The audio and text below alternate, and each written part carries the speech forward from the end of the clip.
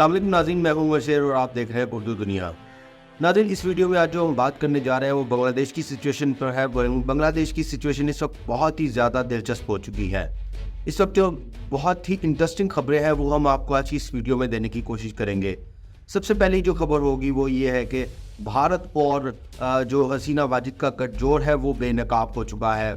بھارت ہمیشہ سے بنگلہ دیش کی سیاست میں ملوث نظر آیا ہے اور بھارت کا جو رول ہے اس ساری سچویشن میں وہ بھی بہت زیادہ اہم ہے، اس کو کوئی جھٹلا نہیں سکتا۔ ناظرین، تو آج ہم اس ویڈیو میں اسی گٹھ جوڑ کی بات کریں گے جس کو بنگلہ دیش کی عوام نے بھانپ لیا ہے۔ اور اس کے علاوہ جو دوسری خبر ہے وہ بھی بہت انٹرسٹنگ ہے۔ بنگلہ دیش کی سابق وزیر اعظم خالدہ ضیاء جو کہ 6 سالوں کے بعد رہا ہوئی ہیں، انہوں نے کل عوامی اجتماع سے خطاب کیا ہے۔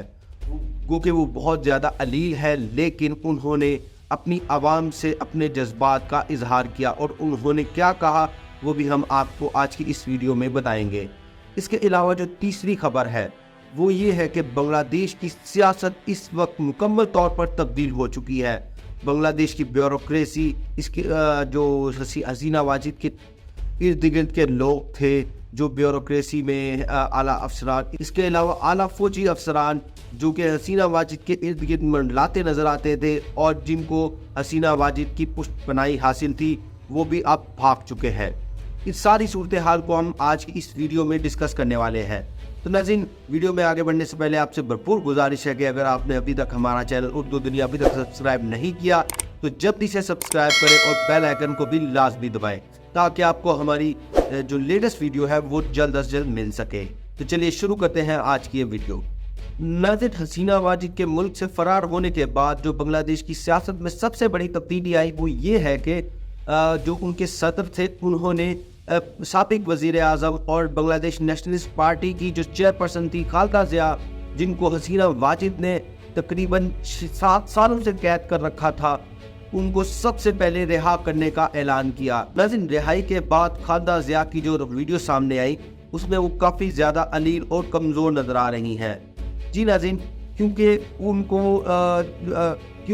کو حسینہ واجد کی جانب سے قید کیا گیا تھا، انتقام کا نشانہ بنایا گیا تھا، کرپشن چارجز کا نشانہ بنایا گیا تھا، جو یہ صورتحال ہمیں پاکستان میں بھی نظر آتی ہے۔ جو مخالفین ہیں وہ اپنے اپنے دورہ اقتدار میں ایک دوسرے کو انتقام کا نشانہ بناتے ہوئے نظر آتے ہیں، جس طرح پی ٹی آئی دور میں نون لیگ کے ساتھ کیا گیا اور اس کے بعد نون لیگ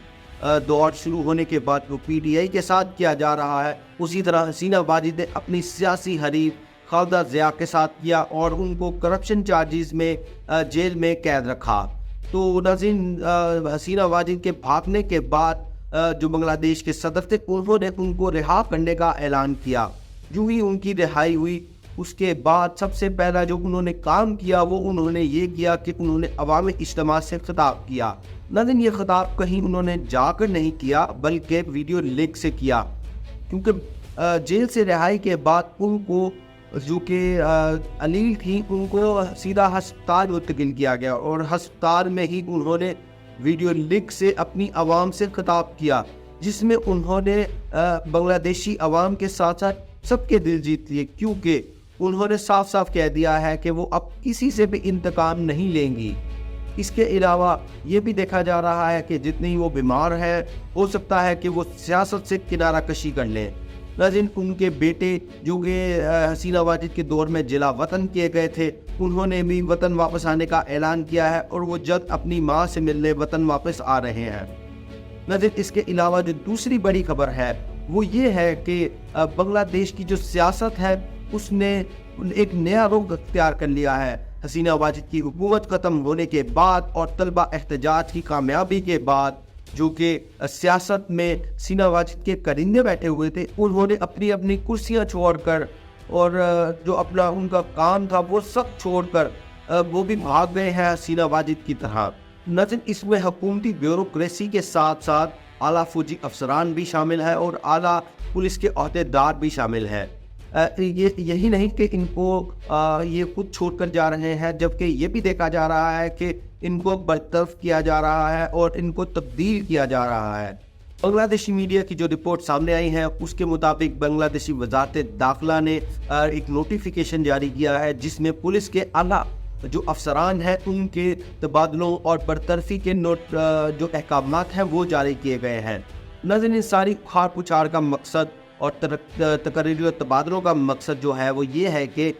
اس میں حسینہ واجد کے جو ہمدرد تھے ان کو ہٹانا اور جو اس وقت عوام میں غم و غصہ پایا جا رہا ہے اس کو بھی کم کرنا، یہ ان کا سب سے پہلا مشن ہے۔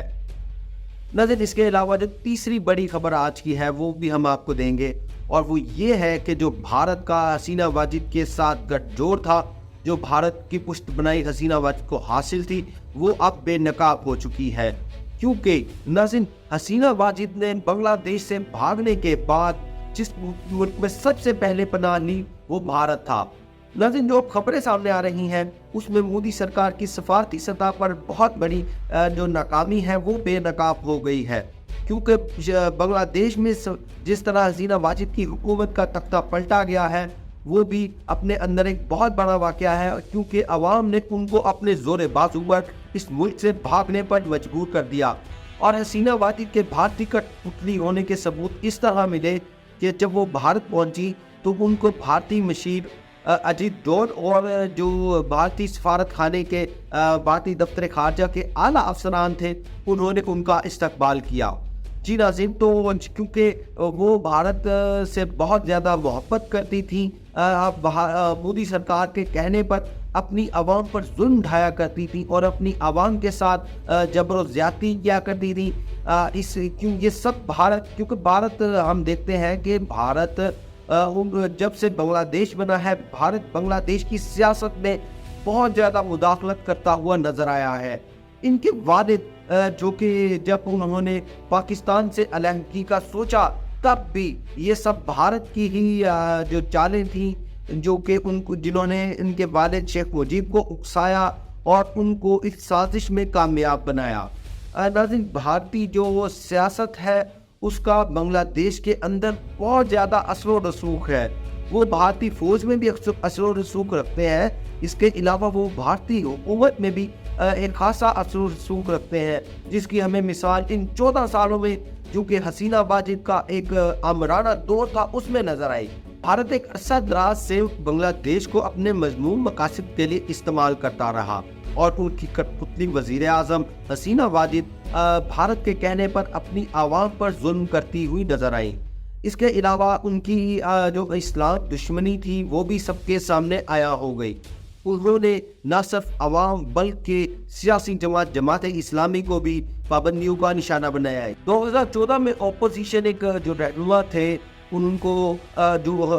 صرف اس لیے نظر بند کیا گیا کہ ان کو جماعت اسلامی کی حمایت حاصل تھی۔